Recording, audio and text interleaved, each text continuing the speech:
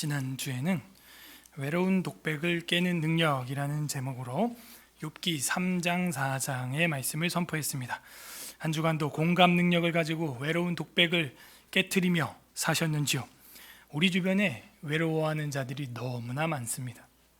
오늘은 친구는 어디 있나 라는 제목으로 욥기 5장 6장의 특별 계시를 선포하고자 합니다. 다 함께 따라하겠습니다. 친구는 어디 있나? 우리는 진실한 친구입니까? 한때는 제가 대학교 시절 친구라고 하는 영화가 개봉되어서 유행을 했습니다. 유명한 배우들이 많이 나왔고요. 장동건 이런 분들. 내용은 근데 동창들이 자라가면서 깡패가 되었다 이런 얘기예요. 그런데 그 깡패가 되면서도 우정을 가지고 있었기 때문에 서로의 삶에 연관이 돼 있고 의리를 지켜가는 그런 이야기를 다루고 있어요. 주먹으로 협력하는 관계 말이죠. 주먹으로 협력하는 관계면은 친구입니까? 여러분, 오늘날 사랑이 식어져가는 시대에 더 사랑이 식어지게 하는 것은 분노 아닐까요? 주먹으로서 과연 친구들을 삼고 친구들을 지켜낼 수 있을까? 우리는 되물어야 됩니다. 참 성도라고 한다면 성도의 삶 가운데서의 친구란 바로 경건한 관계죠. 우리가 무엇이기에 이 자리에 모여서 서로의 삶을 나누고 기도하는 관계가 되었을까요? 고주파 소리가 굉장히 크게 들리는데요. 안 들리세요? 네. 기도하는 관계, 말씀을 하부르타, 서로 쟁론하는 관계, 그리고 같이 예배하는 관계. 우리가 무슨 관계가 있습니까? 제가 늘 얘기하지만 저랑 여러분 기껏 해봐야 8년입니다. 그죠? 8년 알았어요. 1년, 2년, 3년. 그런데 어떻게 이렇게 치밀한 관계를 가질 수 있냐 이거예요. 이거야말로 진정한 친구의 매개체가 무엇인가 존재한다는 것을 증명해 주는 것 아닐까요? 기도하는 손이라고 하는 그림 아시죠? 이렇게 생겼어요. 기도하는 손. 기도하는 손이라고 하는 그림을 여러분 한 번쯤은 다 보셨을 겁니다. 그 독일의 알브레이트 뒤러라고 하는 사람이 가난하지만 그림 실력을 가지고 있는 재능이 있었어요.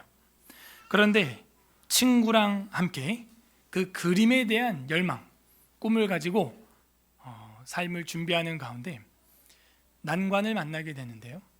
경제적인 난관을 만나게 됩니다. 이 이야기가 1490년경의 이야기로 전해지고 있는데요. 지금까지도 우리가 그 그림을 보고 있는 거예요.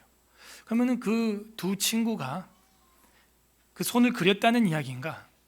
그런 이야기가 아닙니다. 알브레이트 뒤로하고 한스 나이스타인이라고 하는 이 두 친구가 그림에 대한 열망을 가졌지만 경제적인 여건으로 말미암아 둘 중에 한 명이 서로를 도와줘야 하는 그런 상황이 돼요. 무슨 말이냐? 너가 그림 공부하면 내가 돈을 벌어서 너 학비를 대줄게. 내가 공부하면 너가 돈을 벌어서 나를 도와다오. 그런 식으로 해서 그림을 서로 공부할 수 있도록 친구예요. 친구. 협업을 이렇게 약속을 합니다. 근데 여기 문제는 누가 먼저 하냐죠. 누가 먼저 그러면은 그림을 그리고 일을 할 것이냐. 그때 알브레이트 뒤러가 먼저 일을 하게 됩니다. 그리고 한스 나이스타인이라는 사람이 그림을 그리게 되죠. 그러니까 일이라는 게 그 당시에는 우리처럼 화이트 컬러 그런 일이 아니고 노가다예요, 노가다. 그러다 보니까 손이 어떻게 될까요? 다 뭉그러지고 망가지는 겁니다. 저희 교회도 그 지문 인식을 하는데 어떤 성도님은 하도 손으로 일을 많이 해서 지문이 없어요. 인식이 안 돼. 그렇게 손으로 일을 이제 많이 하다 보면 그렇게 되죠. 그리고 손이 굳어져요. 손이 굳어져서 그림 그리려고 해도 옛날 그 스킬이 안 나오는 겁니다. 그리고 이 알브레이트 뒤러는 포기하게 돼요. 스스로 난 이제 그림 그리기에는 이미 너무 굳어버렸다. 그리고 나서 친구가 이제 너가 좀 그림을 배워라라고 해도 난 이미 틀렸어. 한스 나이스타인한테 너가 그냥 계속 그림을 그리는 게 더 효과적이다. 내가 계속 뒷받침해 주겠다. 그러고 나서 이제 기도를 하는데 그 기도하는 모습을 한스 나이스타인이라는 사람이 봤다는 거예요. 기도하는 친구의 모습을. 그때 이제 기도 내용이 하나님이시여, 제 친구 공부를 마치고 그림을 그리는데 유명한 화가가 되게 해주신 거 감사드립니다. 감사합니다. 제가 이름이 바뀐 것 같아요. 한스 나이스타인이 일을 하고 듀러가 그림을 그렸네요. 예. 이게 그림이 듀러의 그림이니까, 그죠? 듀러의 그림이니까 바뀌었어요.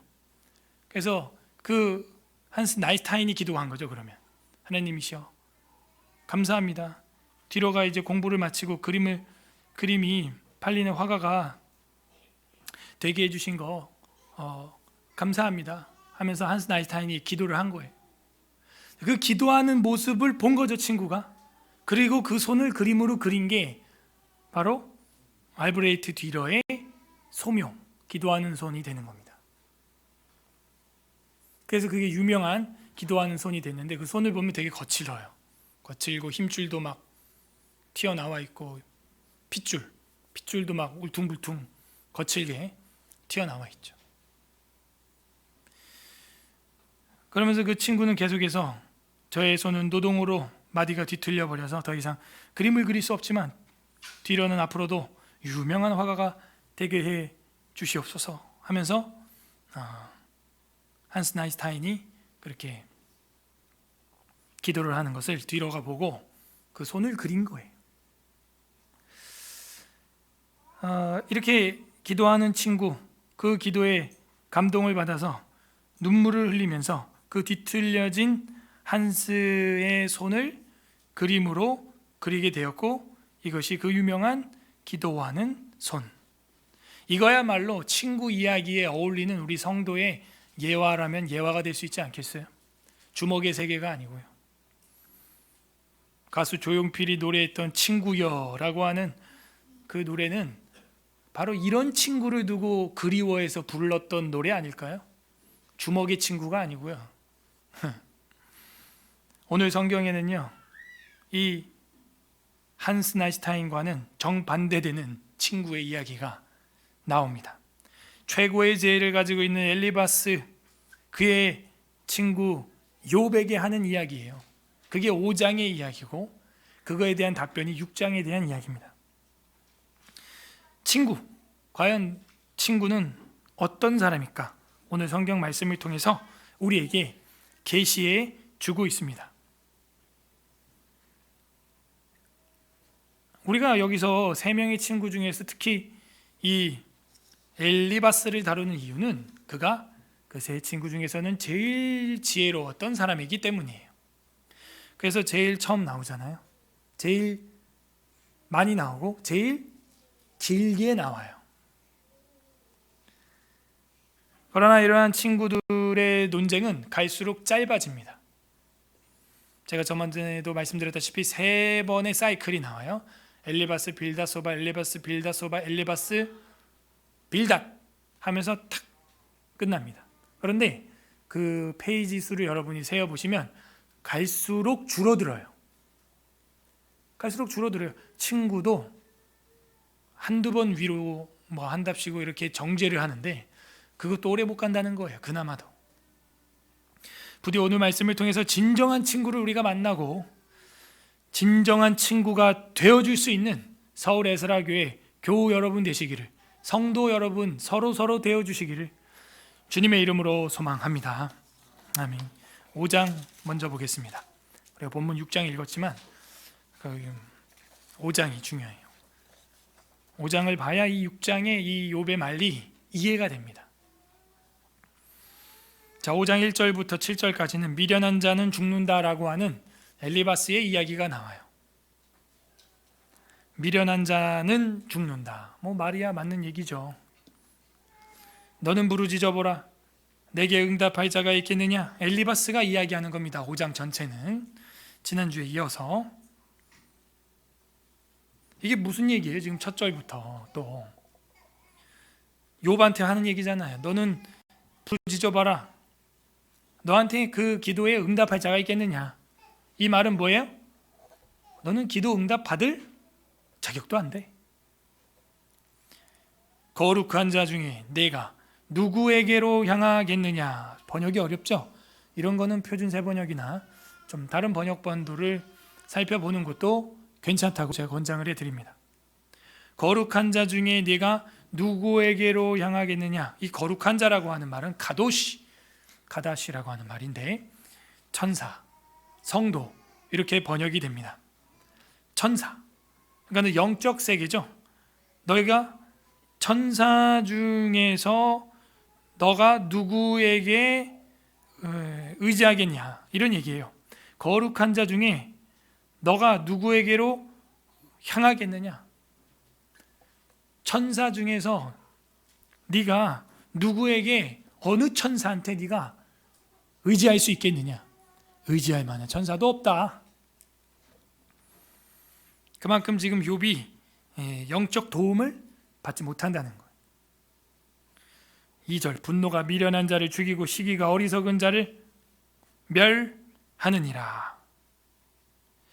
이 참 맞는 얘기인데요. 정답은 아니라는 거예요.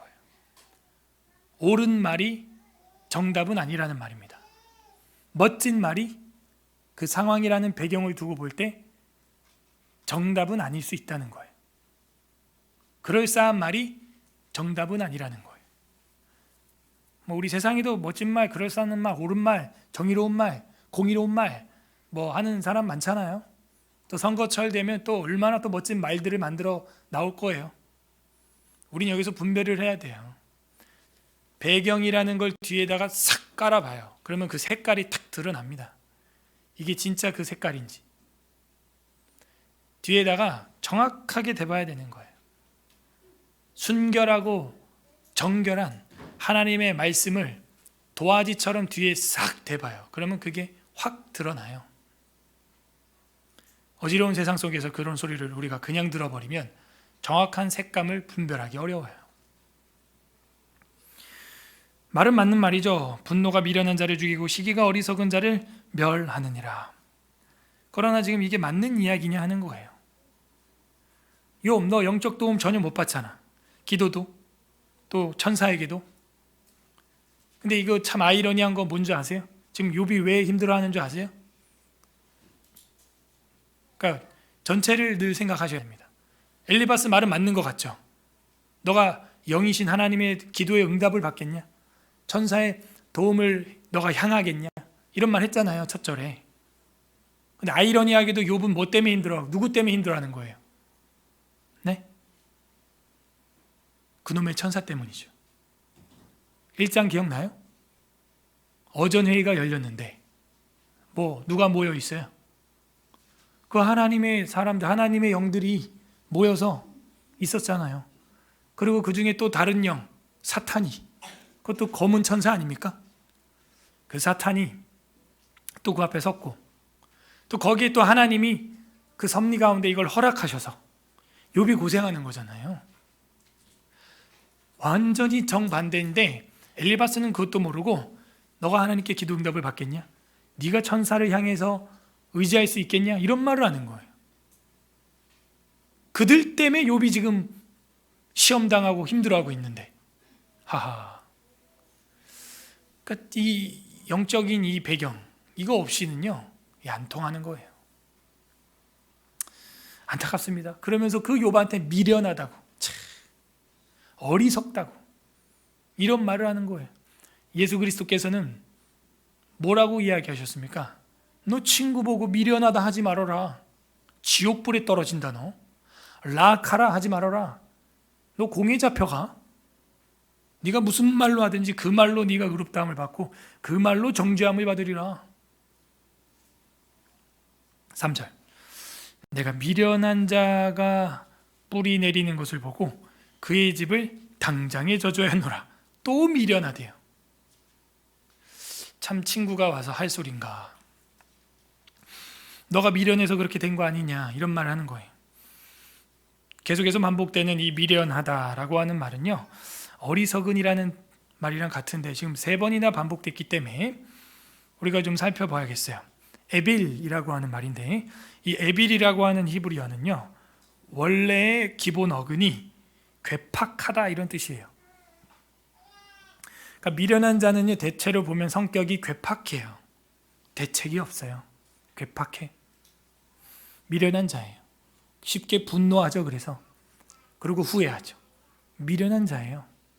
성경에는 4가지 용례로 나옵니다. 첫 번째, 지혜를 싫어하는 사람이 있어요. 훈계와 지혜를 멀리하는 자가 미련한 자예요. 그게 성경이 말하는 에빌, 미련한 자입니다. 두 번째는 성경이 말하는 에빌, 이 어리석은 미련한 자는 죄를 경시 여기는 사람이에요. 그까짓 거 뭐, 이 정도야 뭐, 죄를 너무 가볍게 여겨요. 미련한 자예요. 세 번째, 성경에서 말하는 용례로서 어리석은 자, 미련한 자, 에빌은 시비를 거는 사람이에요. 그죠? 그 어원이랑 비슷하죠? 괴팍한 사람, 시비를 거는 사람. 사랑이 없는 거예요. 사랑이 없으면 시비를 겁니다. 부부싸움, 친구싸움, 지금 이 엘리바스와 욥의 싸움, 이게 다 뭐예요? 한 단어로 요약하면, 오늘 오후에 신혼부부 교육 때도 제가 할 건데, 핵심은 하나예요. 뭐 때문이냐? 원망 때문입니다. 결국에는 원망이에요. 원망. 아, 여보 이거 왜 이렇게 했어? 아, 여보 제발 그렇게 하지 마. 아, 얘들아 이게 뭐니? 누가 이렇게 했어? 이게 다 원망이에요. 결국에는 이거는요, 타고났어요. 그 뜨겁게 노래했던 내 뼈 중에 뼈요 살 중에 살이라, 그렇게 좋아하던 아담이 죄를 짓고 나니까 하나님 앞에서도 저 여자 때문에 원망을 해요. 그러고 나니까 그 여자도 저 뱀 때문에 또 원망을 안 해요. 이거는 에덴 때부터 타고난 우리 인간의 어투예요.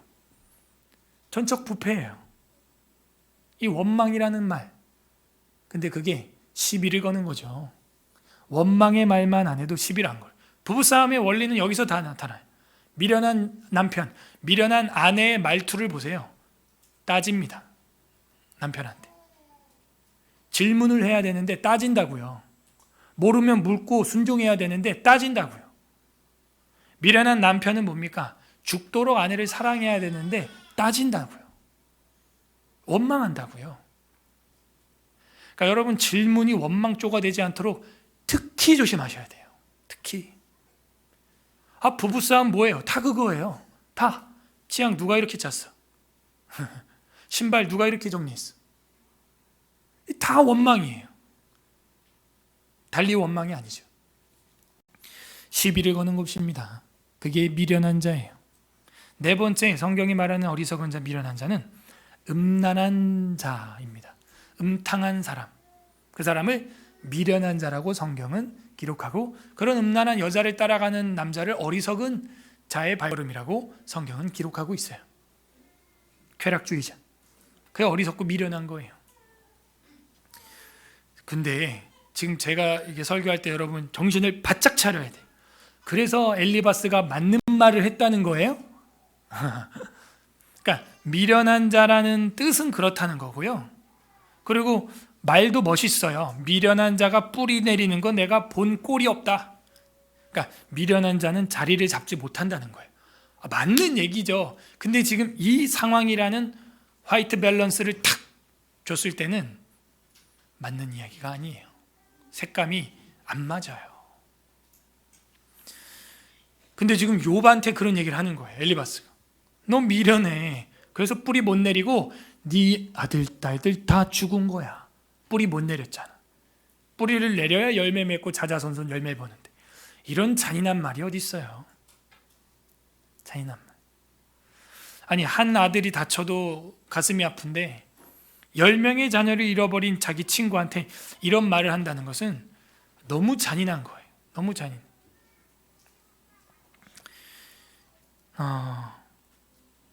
뿌리 내리는 것을 보고 그 집을 내가 당장 저주했다. 엘리바스가 저주했다는 거예요. 4절에 그 자식들은 구원에서 멀고, 하하, 이거 완전 후벼 파는 거예요. 상처에다 소금 치는 거예요. 이런 인간들이 있어요. 성문에서 짓눌렸으나 구하는 자가 없으며, 하하. 여러분, 이거 그냥 읽으면 안 돼요. 1장에 욥의 자식들이 진짜 그렇게 죽었거든요. 대풍이 와서 문에 무너져 내리는데 돌무더기에 깔려 짓눌렸는데, 억눌렸는데 건져주질 못했어요. 어제 제가 한 성도 집에 병문안을 했는데 그 자식이 다리가 골절이 돼서 그 아버지가 눈물을 흘리시더라. 그때 제가 갑자기 돌아가신 저희 아버지가 생각이 나더라고요. 제가 교통사고 나서 중환자실에 있을 때 저도 똑같이 오른쪽 다리였거든요. 통기부스하고. 그 똑같은 상황이더라고. 근데 저는 성인이었어요. 그때 25이었는데 중환자실에 있었고 8명이 죽었어요. 저희 차에서. 저희 아버지가 그걸 뉴스로 들었거든요. 아침 새벽부터 밤 늦게까지 하루 종일 뉴스가 나갔으니까 그 사고가요. 야, 그러면 그때 돌아가신 저희 아버지의 심정은 우는 정도가 아니었겠구나. 눈물을 떨구는 정도가 아니었겠구나 생각이 드는 거예요. 저를 만나고서도 그랬으니까요. 너는 이제 정상적인 생활하기는 힘들다. 누워있는 저한테 그런 얘기를 했어요. 소위 넌 이제 다리 병신이다. 저희 형님은.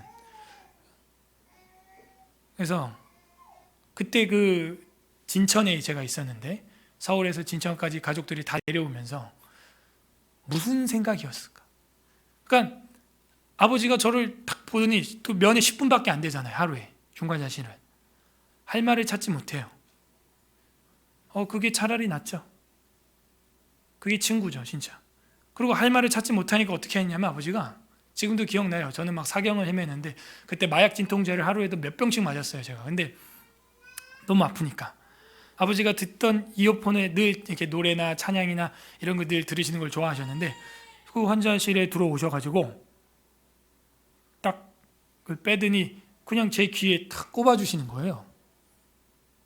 그래서 난 무슨 노래인지도 모르겠어요. 아무튼 근데 아버지는 그게 되게 좀 좋았나 보죠. 평온하고 자기가 해줄 수 있는 게 자기한테 있는 것 중에선 이 노래밖에 없는 거죠. 음악밖에. 그걸 딱 귀에 꼽아주시는 거예요. 환자실에 들어오셔서.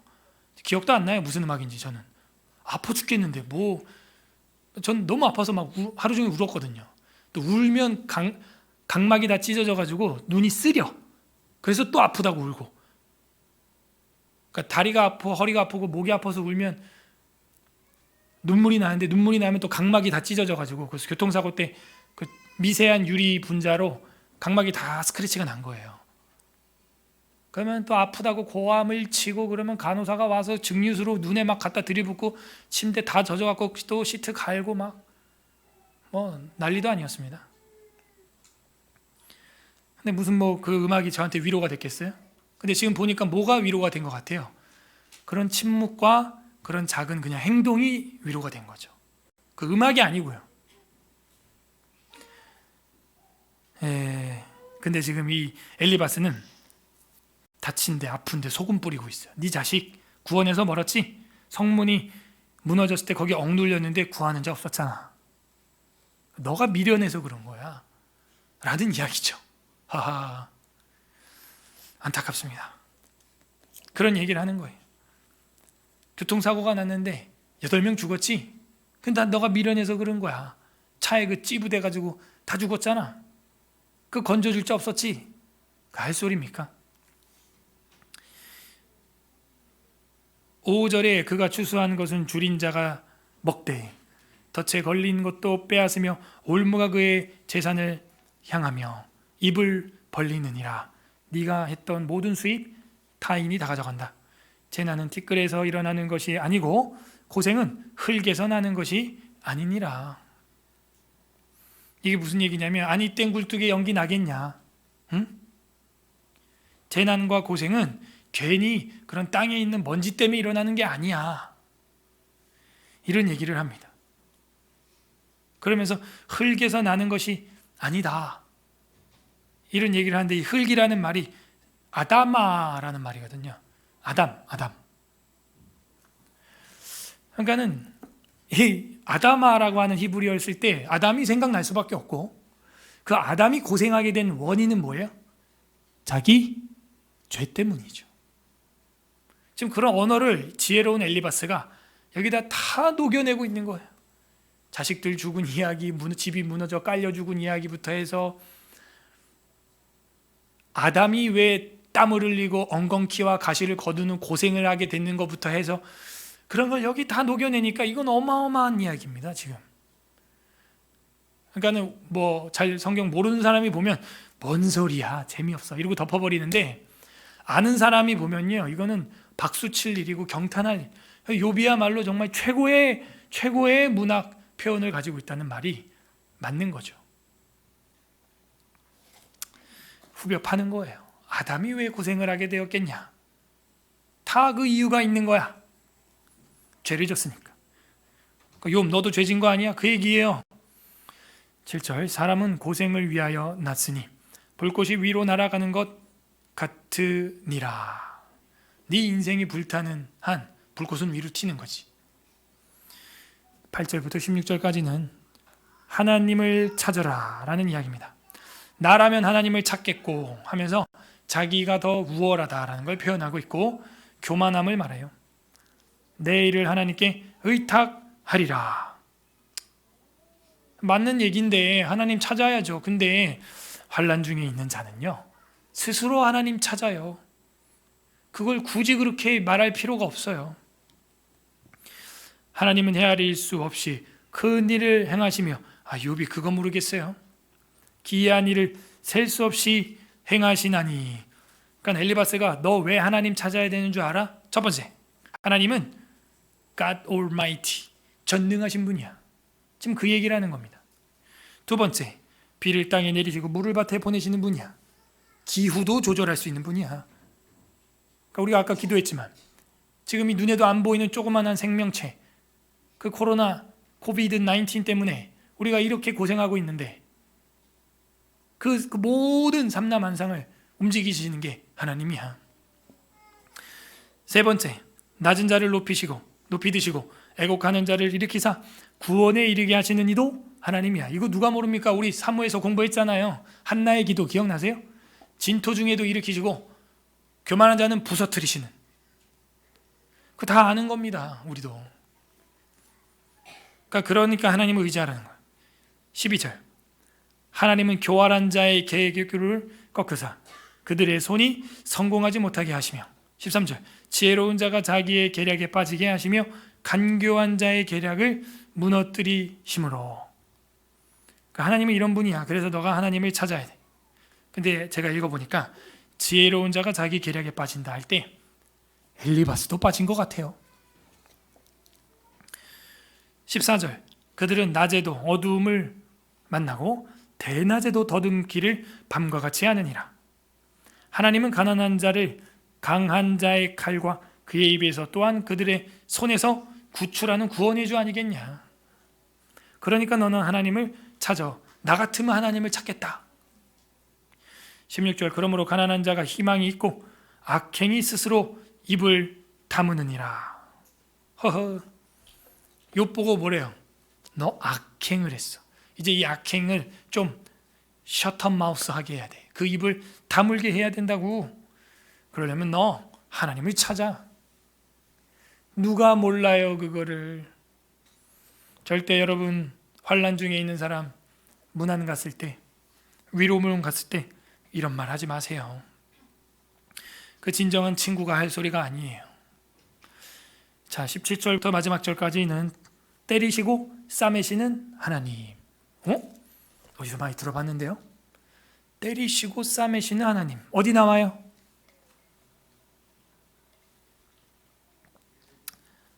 감사합니다. 누가 말했어요? 감사합니다. 장로님이 쎄. 예레미야에 나오잖아요. 여러분 다 잊어버렸죠 벌써? 우리가 열심히 하나님 말씀 먹어야 돼요. 그 맛을 잃어버리지 않도록. 예레미야서의 그 큰 이야기가 압축하면 때리시고 싸매시는 하나님이라는 거예요.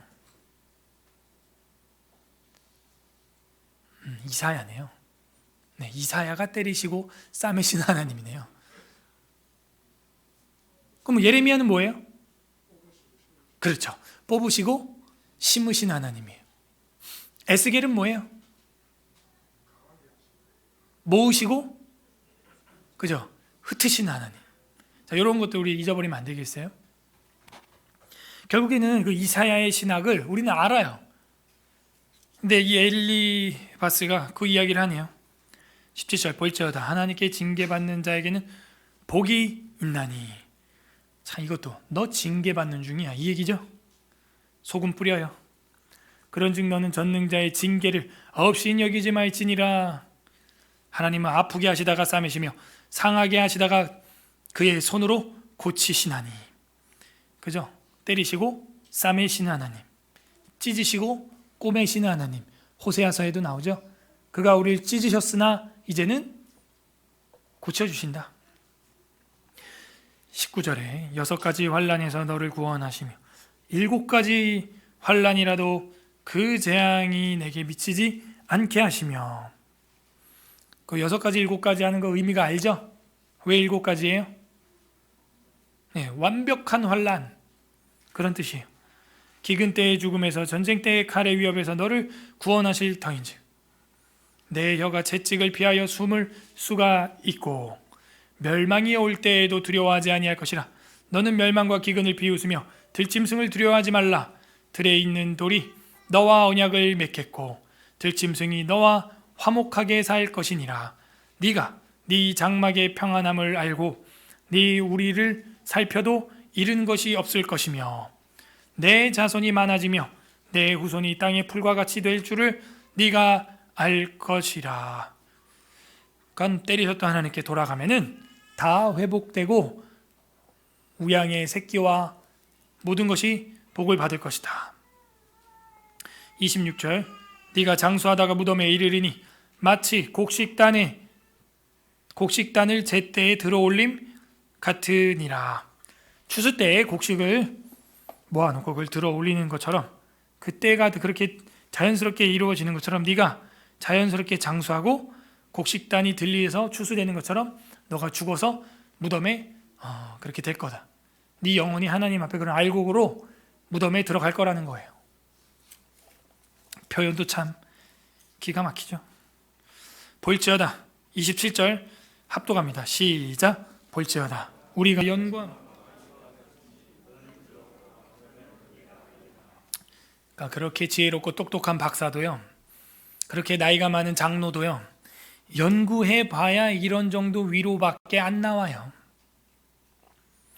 그러므로 진정한 친구는요, 어떨 때는 차라리 설명하지 않는 게 나아요. 저희 아버지처럼 말이 필요 없어요. 그냥 작은 하나의 행동이 큰 인상을 줄 수 있어요. 차라리 환난당한 자에게 문안을 갔을 땐 예컨대 그 병실을 한번 깨끗하게 한번 쓸고 닦아준다든지, 그냥 그런 작은 행동 하나, 음악을 귀에 꽂아 찬송을 귀에 꽂아준다든지, 말 안 하고요.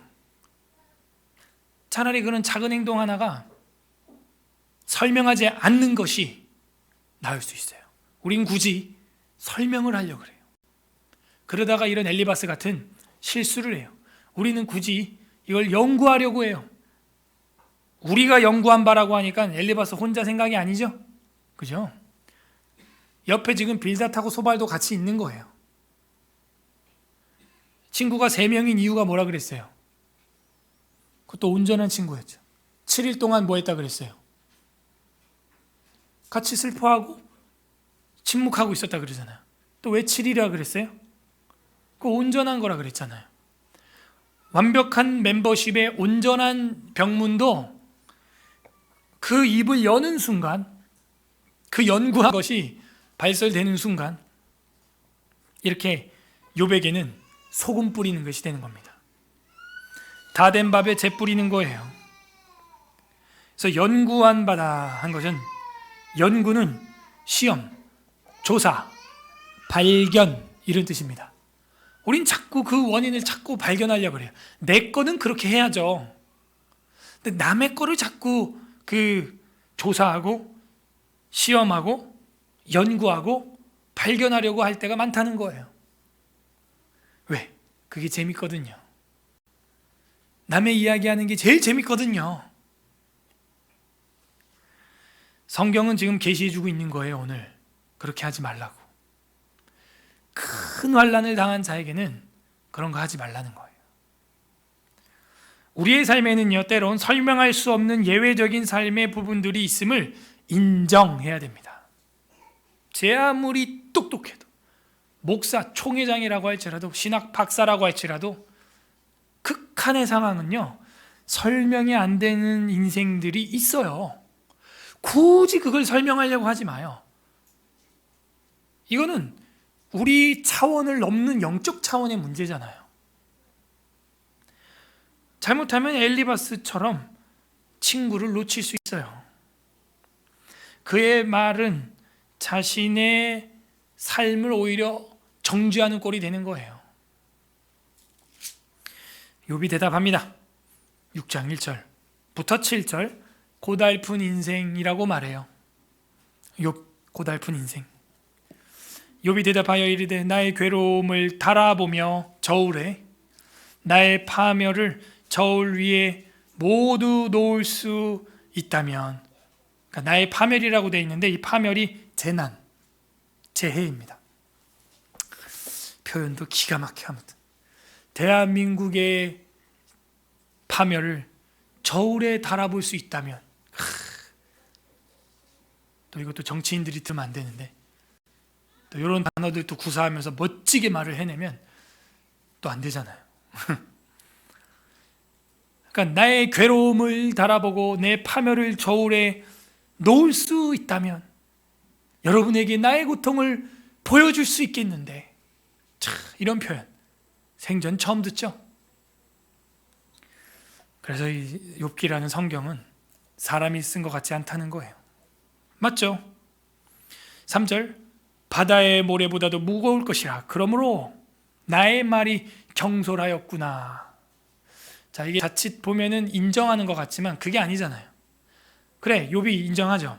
내 말이 경솔했지. 그런데 그러므로라고 돼 있잖아요. 그러므로 뭐땀시 내 인생이 너무 괴롭고 내 파멸이 너무 무겁고 바다 모래를 다 합쳐서 내 어깨를 누르는 것보다 무거웠기 때문에, 그러므로 나의 말이 경솔했고 거칠었던 거야 라고 지금 반격을 하는 겁니다. 4절, 전능자의 화살이 내게 박힘해. 이것도요, 여러분, 우리가 전신갑주를 입어야 하는 이유가 뭐예요? 전능자 하나님의 화살을 피하기 위해서입니까? 누구의 화살을 피해야 되는 거예요? 전신갑주를 취하라. 믿음의 방패, 구원의 투구. 그래서 악한 자의 뭘 소멸해야 돼요? 화전을, 불화살을 소멸하라 그러잖아요. 그러면 불화살은 누가 쏘는 거예요? 하나님이 쏘는 거예요? 사탄이 쓰는 거예요. 근데 지금 욥도 지금 흔들리고 혼돈 속에 있어요. 전능자의 화살이 나한테 팍 박혔다는 거예요. 아니에요. 화살은 사탄이 쏜다는 걸 바울이 에베소서 6장에 정확히 기록하고 있어요. 믿음의 방패로 그 악한 자의 화전을 막아야 하는 겁니다. 사실은. 여러분 마음에 지금 들어온 화살이 있어요. 뽑아내셔야 됩니다. 왜? 불화살이거든. 이거는 퍼져요. 옆 사람한테도 전이가 돼요. 이게 다 타서 죽어요. 믿음 다 소멸돼 버려요. 여러분 지금 마음에 박혀있는 이 욥과 같은 그 화살이 있다니까요. 하나님이 쏜 거 아니에요. 뽑아내야 돼요. 그러니까 인간이요, 욥기에 경의를 느끼는 이유가 너무 공감이 되는 거예요. 제가 2005년 8월 6일 날 교통사고 났을 때, 그때 너무 괴로우니까 신학이고 뭐고 이거 하지 말아야 되나, 성경 배우러 에스라하우스 갔다 오다가 또 사고가 나니까 더 그래요. 제가 불경 배우고 오다 사고 났으면 말도 안 해. 성경 배우고 오다 사고가 나고 사람이 죽으니까 내가 이 길을 가지 말아야 하나 생각이 드는 거예요. 그때 지금 우리 노숙인 후원하고 있는 그 평강교회 담임 목사님이 저한테 병문안을 오셔서, 제 멘토신데, 그분이 오니까는 제가 막 그런 거예요. 봐봐요. 친구가 오면은 독백을 하게 돼요. 마음에 그 잠궈놨던 그런 말들이 막 나와요. 그러니까 욥도 그랬던 거거든요, 사실은. 그냥 하는 얘기였어요. 친한 친구가 왔으니까 그냥 이런저런 얘기를 한 건데 그걸 가지고 소금을 뿌린 거죠. 그러니까 저도 제 친구 목사하고, 그때는 목사가 아니었죠, 친구하고 그 목사님이 같이 병문안을 왔어요. 오셨는데 제가 마음에 있는 게 막 나오는 거죠. 그때 제가 울면서 이런 말을 했어요. 마귀가 내 마음에 불화살을 쏘는 것 같다. 그러니까 이 목사님이 이 악물고 저한테 뭐라 그러는 줄 아세요? 이분이 어투가 좀 있는데, 얼마든지 쏘라 해라. 와우. 아니 우리 같으면 그래 힘내라, 힘들지 이럴 텐데 반어법. 제 눈을 막 불같이 바라보면서 얼마든지 쏘라 해라. 그 말이 저는 뭔 줄 알거든요. 그 말이 제가 뭔 줄 알 줄로 아시거든요, 이분도. 예. 차라리 이런 게 날 수 있죠. 근데 막 그걸 후벼 파고 넌 징계 중이야 지금 지금까지도 저랑 관계를 하고 우리 교회가 노숙인 사역에 후원을 하고 있잖아요. 이게 친구예요. 저는 그 말이 힘이 오히려 돼서 내 믿음의 싸움을 결단코 이기고야 말리라 속으로 다짐하게 되는 거예요. 똥오줌도 못 가리고 막 그럴 텐데, 진짜 위로는 그런 겁니다. 근데 지금 욥도 흔들리고 있는 거예요. 하나님이 나를 쏘는 줄 아는 거죠. 하나님의 화살이 내게 박히매 나의 영이 그 독을 마셨나니. 독이 묻은 화살이야. 하나님이 두려움이 나를 엄습하여 치는구나. 들나귀가 풀이 있으면 어찌 울겠느냐. 그러니까 먹을 게 있으면 안 우는 거 아닙니까? 소가 꼴이 있으면 어찌 울겠느냐. 울지 않죠. 그러니까 욥이 무슨 얘기예요? 친구들한테 내가 지금 먹고 살 맛이 안 난다 이 얘기예요. 내가 지금 동물들도 풀만 넣어줘도 안 울지 않냐. 내가 동물도 아니고 사람인데 지금 내가 뭐가 입에 씹어 넘길 인생의 맛이 떨어졌다 지금. 6절에 봐요. 싱거운 것이 소금 없이 먹히겠느냐. 그래서 우리가 계란을 소금에 찍어 먹는 거예요. 찜질방에서. 그 진리가 여기 다 기록되어 있어요. 달게 알 흰자위가 맛이 있겠느냐. 맛이 없지. 그러니까 소금을 찍어 먹는다고. 지금 이 얘기가 무슨 얘기예요? 역시 달걀은 소금에 찍어 먹어야 맛있어. 그 얘기예요? 그 얘기가 아니잖아. 지금 욥이 하는 얘기는 내 인생이 살 맛이 안 난다는 거예요. 인간으로서 내가 지금 살아가는데, 생존하는데 내 삶에 하나님의 은혜의 소금이 쳐져야 될 거 아니야. 그리고 너 말이야, 너 엘리바스 입. 그 아이들 뒤에서 컨트롤 하세요. 제가 이 얘기 안 하는데 요즘 너무 컨트롤이 안 돼요. 네, 훈련석이 맞는데요. 5줄까지는 훈련석인데 아이가 한 번, 2번 할 때는 저 방이나 이런 데로 왔다 갔다 하면서 훈련을 시키는 거지 거기서 풀어놓으면 안 돼요. 네, 그래야 아이도 훈련이 되지 인지가 안 됩니다. 거기서 계속 떠들면. 네, 훈련석이에요. 맨 뒤 5줄은. 자, 친구가 봐봐요. 골로새서나 성경의 서신서에 보면은, 에베소서나 이런 데 보면은 바울 사도가 뭐라 그래요? 너희가 소금은 뭘로 비유돼요? 너희가 뭘 소금 치듯 하래요? 네? 그런 성경 본 적 없어요? 너희가 하는 말을 은혜로 소금 치듯 해라. 그런 말이 나와요, 성경에. 그죠? 그러니까 은혜롭게 소금 치듯이 말을 해야 되는데 이 엘리바스가 그렇지 못한 거죠. 살맛이 안 난다. 7절. 내 마음이 이런 것을 만지기도 싫어하나니 꺼리는 음식물 같이 여김이니라. 자, 6절에서 13절은 고통 속의 결백이 나옵니다. 오늘 우리가 읽은 본문이죠. 나의 간구를 누가 들어줄 것이며 나의 소원을 하나님이 허락하시랴. 그래요. 욥도 알고 있잖아요. 굳이 엘리바스가 그 1절에 네가 기도하는 거 천사가 와서 도와주겠냐 그런 얘기할 필요 없는데.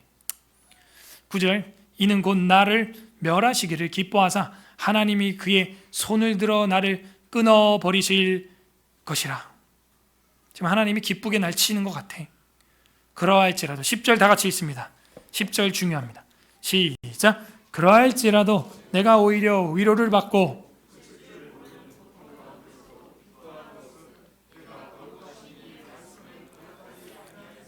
지금 최소한 내가 이런저런 말을 하고 있지만 최소한 내가 하나님의 계명을 내가 깨트리고 어긴 적은 없다. 하나님의 말씀을 거역한 적은 없다. 이거예요. 그러니까 우리가 만약에 환난을 당하고 인생의 해석이 안 될 때는요, 그 말씀을 내가 혹시 거역한 거 없나, 요거 하나만큼은 점검하면 돼요. 내가 하나님 앞에 지킬 것들을 지키고 있는가 못 지키고 있는가, 그것만, 말씀을 순종하나 순종하지 않았나, 그것만이라도 잘 점검하면 돼요. 욥이 그래도 이거 하나는 확실히 했어요. 11절, 내가 무슨 기력이 있기에 기다리겠느냐, 내 마지막이 어떠하기에 그저 참겠느냐. 이제는 힘이 다 빠져간다는 거예요. 12절, 나의 기력이 어찌 돌의 기력이겠느냐, 나의 살이 어찌 놋새겠느냐. 지금 병이 뭐예요? 살이 벗겨지는 병이잖아요. 살이 지금 막 기와장으로 벅벅 긁고 있잖아요. 나도 한계가 있다. 다 긁었다. 나의 도움이 내 속에 없지 아니하냐, 나의 능력이 내게서 쫓겨나지 아니하느냐. 그러니까 나의 도움은 누구냐면 하나님이거든요. 이 돕는다라는 말이 에즈라라는 말이에요. 에즈라. 하나님의 선한 손이 나를 도우사. 그 돕는 이제 손이 없다. 고통스럽다. 그러나 나는 말씀을 거역하지 않았다. 결백. 이거 하나만큼은 팩트예요. 그래서 우리 인생에도요, 정말 다른 거 없어요. 하나님의 말씀을 거역하지 않는 것, 그거 하나만큼은 애써야 하는 거죠. 14에서 23절은 바랄 게 없는 친구. 자, 이거는요, 바랄 게 없을 만큼 완벽한 친구라는 이야기가 아니라요, 더 이상 바랄 게 없어요. 저 친구한테는 기대할 게 없는 친구란 얘기예요. 도움이 안 된다는 겁니다. 도움이 없다 그러잖아요. 이제 바랄 게 없는 친구. 14절, 낙심한 자가 비록 전능자를 경외하기를 저버릴지라도 그의 친구로부터 동정을 받느니라. 그러니까 낙심한 자가 비록 적는 자 하나님을 경외하는 것을 심지어 버렸어도, 그러니까 신앙이 없어도 친구한테만큼은 동정을 받는 거 아니겠냐 이 얘기예요. 이 동정이라는 말이 헤세드라는 말이에요. 인애, 자비. 그러니까 불신자도 친구가 환난 당하면 동정한다. 그런데 너희는, 그 얘기입니다. 도움이 안 돼. 도움이. 15절, 내 형제들은 개울과 같이 변덕스럽고 그들은 개울의 물살같이 지나가는구나. 그죠? 개울물은요, 이게 물이 많이 흘렀다가 적게 흘렸다가 뭐 이리 치고 저리 치고 물 튀기는 모양도 계속 바뀌고, 그죠? 바뀌는 거예요. 달라지는 거예요. 내 친구가 그런 것 같아. 그리고 개울의 물살같이 막 지나가는구나, 내 형제들은. 16절, 얼음이 녹으면 물이 검어지며 눈이 그 속에서 감추어질지라도. 자, 얼음이 녹으면 물이 되고 검어지죠. 그리고 눈이 그 속에서 녹아서 없어지죠. 따뜻하면 마르고 더우면 그 자리에서 아주 없어지나니. 대상은 이제 그 상인들을 말하는 거예요. 사람들. 그들의 길을 벗어나서 삭막한 들에 들어가 멸망하느니라. 대마가는 그런 친구들은 다 사라지고 변덕쟁이들은 없어진다. 얼음이 녹아서 사라지고 사그라드듯. 그리고 그 상인들은 삭막한 들에서 헤매다가 길을 벗어나면 멸망하듯. 그죠? 광야에서 길 벗어나면 멸망해 죽는 거예요. 19절, 대마의 떼들이 그것을 바라보고 스바의 행인들도 그것을 사모하다가 거기 와서 바라던 것을 부끄러워하고 낙심한다. 그러니까 봄을 찾아서 나선 대상들이 길을 벗어나면은 그 부끄러워한다는 얘기는, 낙심한다는 얘기는 그 봄을 찾기 기대심 다 무너진다는 거예요. 그 길에서 벗어나면. 이제 너희는 아무것도 아니로구나. 너희가 두려운 일을 본즉 겁내는구나. 무슨 얘기예요? 너네 그 한결같이 나를 지지해줬던 그 친구의 우정, 너네 그 길에서 벗어났어. 그 대상들처럼. 너네 옛날에 눈처럼 그렇게 하얘했는데 녹아서 없어졌어. 이제 너희는 아무것도 아니로구나. 진리예요. 친구 아무것도 아니에요. 너희가 두려운 일을 보니까 겁내는구나. 22절, 내가 언제 너희에게 무엇을 달라 그랬냐? 그런 말 했냐 내가? 나를 위하여 너희 재물을 선물로 달라고 내가 했냐? 내가 언제 말하기를 원수의 손에서 나를 구원하라 하더냐? 폭군의 손에서 나를 구원하라 하더냐? 왜 너희는 와가지고 그런 말로 나를 정죄하냐? 옛날과 같지 않게 길에서 벗어나서. 친구는 같은 길을 가는 거 아니에요? 24절부터 마지막 절까지는 너무한 친구들 너무한 친구들. 내게 가르쳐서 나의 허물된 것을 깨닫게 해봐. 그럼 내가 잠잠할게. 내가 죄지고 징계받는 중이라고 하는데, 그러니까 내가 무슨 죄를 졌는지 정확히 꼬집어서 말해봐. 그 얘기예요. 옳은 말이 어찌 그리 고통스러우냐? 그죠? 옳은 말이 정답은 아니에요. 너희의 책망은 무엇을 책망함이냐? 도대체 나의 무엇을 혼내키는 거야? 너희가 남의 말을 꾸짖을 생각을 하나? 실망한 자의 말은 바람에 날아가느니라. 실망한 자는 욥이에요. 너희가 나를 꾸짖는데 내 말은 바람에 그냥 다 날아가는구나. 한 귀로 들어가서 한 귀로 빠지네. 두 귀로 빠지고. 너희는 고아를 제비 뽑으며 너희 친구를 팔아 넘기는구나. 자기죠, 자기. 너네 나라도 팔아먹겠다 나중에. 너네 나중에 뭐 상황 안 좋으면 날 팔아먹겠어. 보니까 이제 원하건대 너희는 내게로 얼굴을 돌리라. 내가 너희를 대면하여 결코 거짓말하지 아니하리라. 너네 얼굴 좀 들어봐. 나 좀 봐봐. 나 거짓말 안 하다니까 내 죄를 한번 꼬집어봐. 얼굴 보고 얘기해. 그 얘기예요. 너희는 돌이켜 행악자가 되지 말라. 아직도 나의 의가 건재하나니 돌이켜. 친구들아, 30절 다 같이 읽습니다. 시작. 내 혀에 어찌 불의한 것이 있으랴. 내 미각에 어찌 속임을 분간하지 못하랴. 그러니까 내 혀, 미각, 아까 소금 얘기했죠. 내가 짜고 쓰고 시고 달고 그 정도는 분간할 수 있어. 지금 얘기 좀 해보자. 여기서 우리가 하는 얘기가 나오잖아요.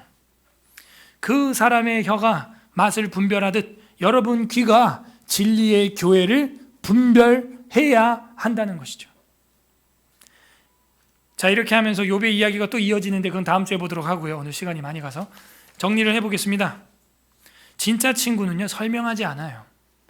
그냥 조용히 쓸고 닦고 귀에 이어폰 꼽아주고 그게 친구예요.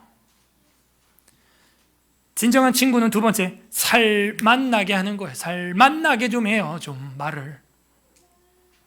세 번째 친구는 뭐라고 지금 이야기하고 있어요? 야, 하나님을 안 믿는 친구도 친구가 고난을 당하면 뭘 한다? 헤세드, 동정한다. 진짜 친구는요, 친구를 불쌍히 여기는. 저희 교회 보면요, 뭐 성격이 이런 사람 저런 사람, 뾰족한 사람, 파진 사람, 깨진 사람 다양해요. 그래도 제가 같이 밥도 먹고 영화도 보고 특히 우리 또 청년들 같이 다 귀중하게 보이는 이유는 남의 집 귀한 자식이기 때문이 아니라 하나님이 불쌍히 여기기 때문이에요. 그러니까 제 마음에도 동정의 마음이 있는 거예요. 예. 우리 형제들, 청년들, 자매들 볼 때 동정의 마음이 있는 거예요. 마치 부모가 자식들 보면 그렇듯. 근데 이제 자식들은 자기들끼리 싸우죠. 그럼 부모 마음은 또 마음이 안타깝죠. 그죠? 성격이 이렇고 저렇고 모나고 삐뚤고 파지고 뾰족하고 하기 때문에 또 성도끼리 또 교우끼리 다툼이 일어날 수 있는데 목회자의 심정은 유쾌하지가 않습니다. 모난 거 삐족한 거 아는데도 불구하고 말이죠. 불신자라도 친구를 보면 동정하는 거예요. 가르치고 전파하고 치료하는 사역에 그 동참하려면 마태복음 9장 끝에 보니까 어떤 마음이 있어야 된대요? 양무리를 보고 불쌍히 여기는 마음이 있어야 한다는 거예요. 예수님이 불쌍히 여기사 저희들을 가르치고 전파하고 치료했다는 거예요. 불쌍히 여기는 마음. 어머니 아버지가 싫어요? 기도하면 돼요. 불쌍히 여기는 마음을 주시옵소서. 친구가 싫어요? 기도해야죠. 저 친구를 볼 때 화가 나는데 하나님 불쌍히 여기는 헤세드의 마음을 주세요. 주님이 저를 보는 것처럼. 이런 기도를 안 하면서 누굴 미워한다는 것은 죄예요. 불쌍히 여기는 마음. 우리는 이렇게 진정한 친구가 되기 애써야 합니다. 어떻게 애쓸 수 있을까요? 경험을 해봐야죠. 나의 그런 좋은 친구 되시는 분을 만나봐야 되는 거예요. 만난 사람은 그렇게 할 수 있어요. 친구, 가족이라는 말은 따뜻해야 되는 거 아닙니까? 오늘날은 어때요? 적대 시대죠. 특히 또 이런 나라가 뒤숭숭할 때는 사람이 사람을 미워하기 딱 좋은 구조예요, 지금. 여러분 가정은 어떻습니까? 여러분 친구는 어떻습니까? 친구가 잘 될 때 따뜻합니까? 아니죠. 오히려 친구가 칼을 들어 나에게 도전하지 않아요. 시기하고 질투하지 않나요? 이게 현대사회예요. 친구가 잘 되면 박수 쳐주는 친구 있어요, 여러분? 마음에 한번 생각해봐요. 여러분 승진하고 잘 나가고 좋은 데 들어가고 좋은 데로 발령 날 때 친구들이 같이 옆에 사무실에 있던 동료들이 박수 쳐준 사람이 있어요? 네, 그런 사람은 놓치지 마세요. 전도사들도 없어요. 전도사들도. 시편 41편 아까 찬양했어요, 여러분? 시편 41편 찬양할 때 뭐라 그래요? 마지막 절을 가니까 시편 41편 4절에 마지막 줄에 뭐래요? 떡을 나누던 나의 친구도 나를 대적하네. 떡을 나누던 나의 친구도 나를 대적하네. 자, 이게 오늘 또 찬양하는데 마음에 탁 남더라고요. 같이 식탁을 했던 그 사람이 나를 대적해요. 그렇게 은혜 받고 생명의 떡을 나눠 먹었던 교우들이 담임 목사를 대적합니다. 세상이 그래요. 가룟 유다가 주님을 팔아야죠. 가룟 유다가. 세상이 그래요. 잠언 17장 17절 보세요. 찾아보겠습니다. 관련 구절. 잠언 17장 17절.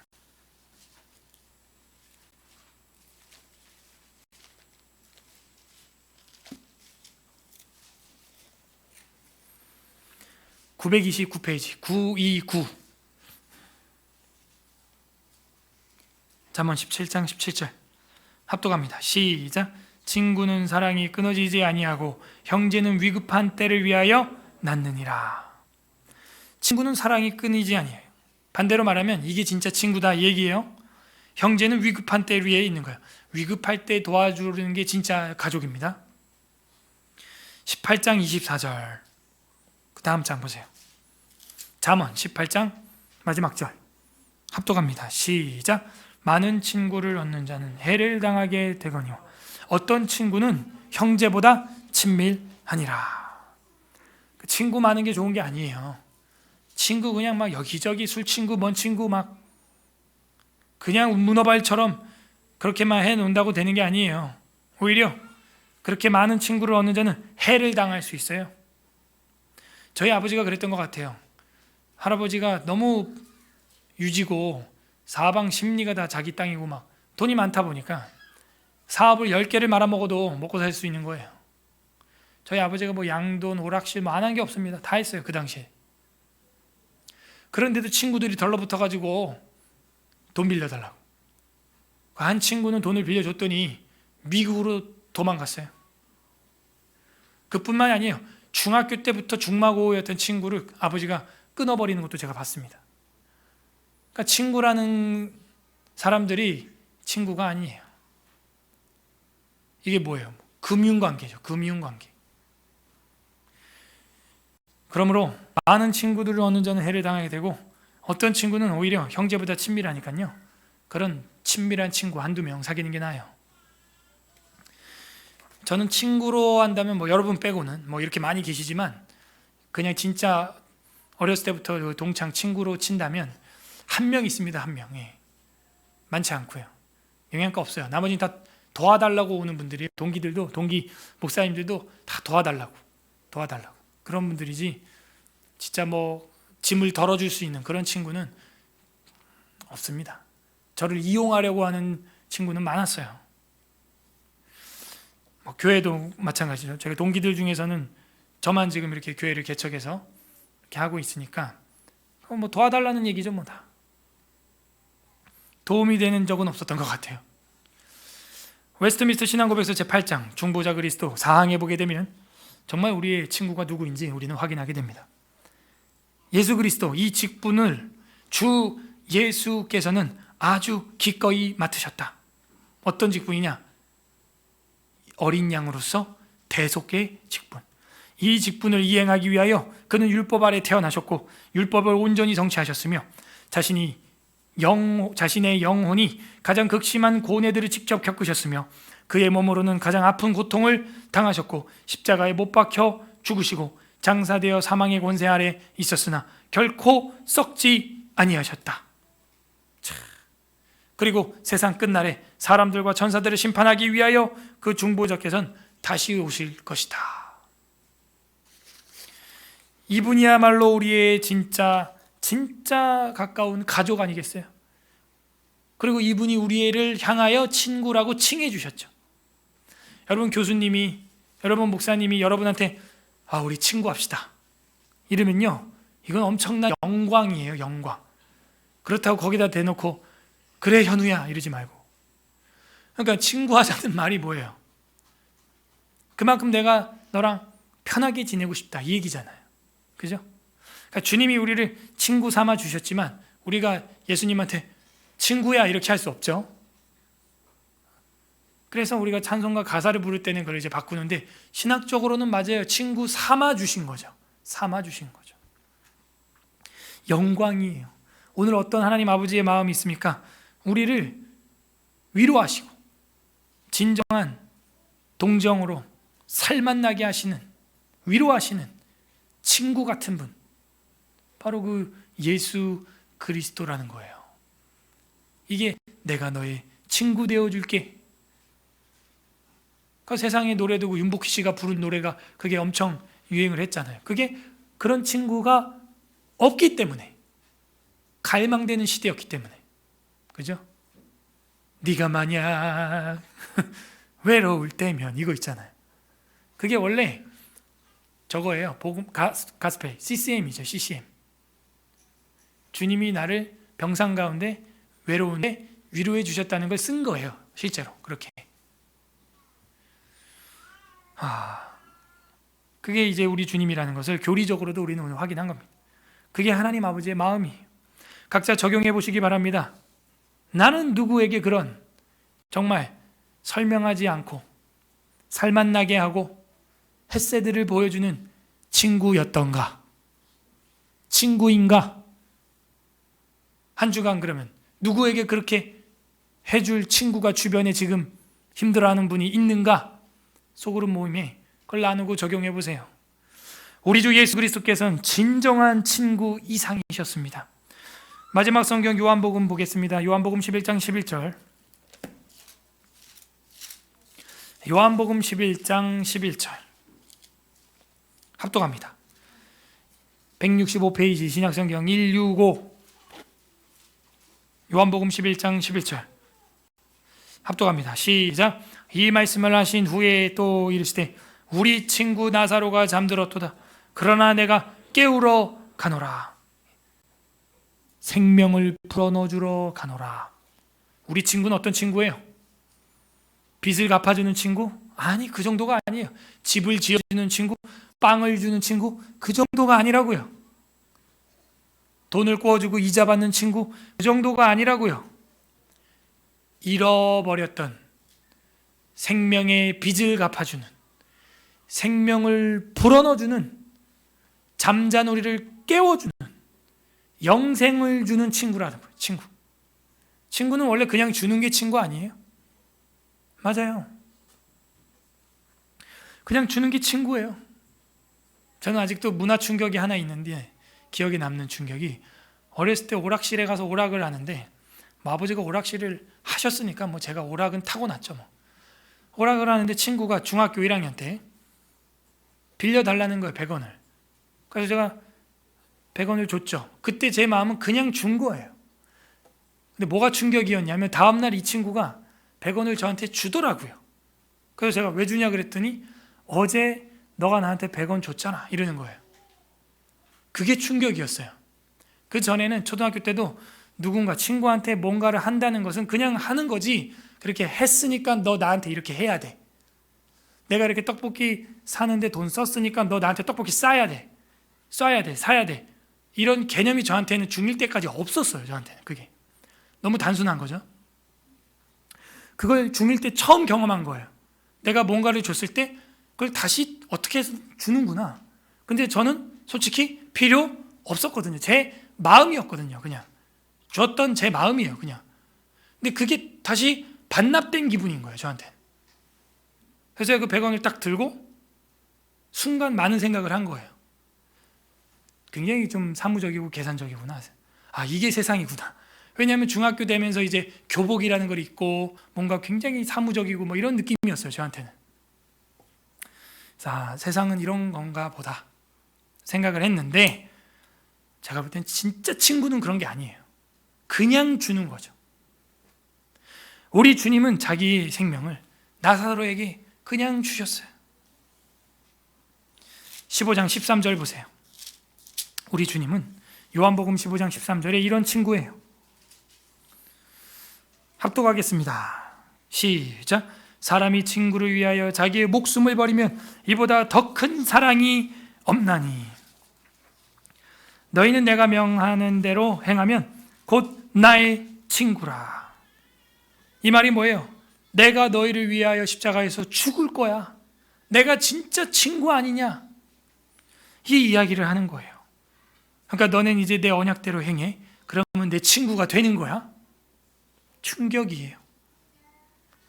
여러분, 이런 친구 본 적 있어요? 목숨을 바쳐요.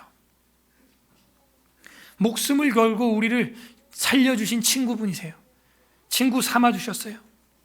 그런데 우리는 늘 흐르는 개울물처럼 말랐다가 불었다가 쫄았다가 변덕투성이에요.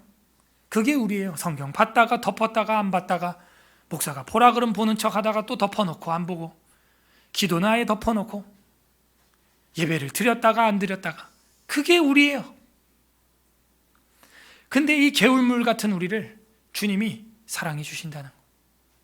친구 삼아 주셨다는 거예요. 어찌 눈물로 감사하며 예배하지 않을 수 있습니까? 내게 있는 모든 것을 드릴 수밖에 없는 거예요.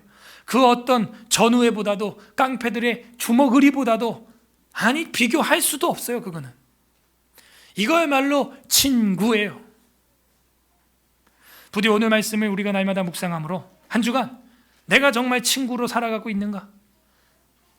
내가 정말 친구로 살아가야 할 이웃은 누구인가? 이 헤세드를 보여줄 환난당한 내 친구는 없는가? 여러분 한번 돌아보시고 서로 그런 진정한 친구로 동역자 되는 서울 에스라교회 성도님들 되시기를 주님의 이름으로 소망합니다. 우리는 진실한 친구입니까? 욥기 5장 6장 설교를 생각하면서 읽어보겠습니다. 시간 말씀을 생각하면서 기도하는 시간 갖겠습니다. 첫 번째, 우리를 위해서 목숨을 버리신 주님 황송합니다. 감사합니다. 그리고 우리를 친구 삼아 주셨습니다. 우리에게 그냥 빵이나 돈을 던져준 친구가 아니라 영원한 생명을 넣어주셨습니다. 그것을 주기 위해서 십자가에서 주님께서 모진 고초를 당하셨습니다. 변덕스러운 저희를 놓지 않으시는 주님 감사합니다. 감사기도 하시고, 두 번째는 우리의 삶 가운데는 정죄와 설명과 그리고 소금으로 맛을 내는 것처럼 빛과 소금으로 살지 못했습니다. 햇새들을 보여주지 못했습니다. 동정이 없습니다. 이웃을 불쌍히 여기지 않습니다. 날카롭습니다. 우리의 이 모나고 뾰족한 것들 주님 용서하여 주시고 주님의 진리의 말씀으로 다듬어 주시고 깎아 주시옵소서. 회개하는 기도. 세 번째는 예수 그리스도처럼 진정한 친구 살게 하여 주시옵소서. 우리가 성도와 성도 간에, 또 믿지 않는 자들에게까지도, 정말 인생의 환난 중에 있는 자들에게 진정한 친구가 되어서 영원한 친구이신 예수 그리스도를 전도할 수 있도록, 그런 주님을 닮은 삶 살아가도록 우리의 눈빛까지라도 은연중에라도, 원망조의 말이 아니라 은연중에라도 서로를 세워주고 서로를 격려해 줄 수 있는 말을 흘릴 수 있는 사람 될 수 있도록 간구하는 기도, 감사와 회개와 간구 하나님 앞에 올려드리겠습니다. 기도합니다.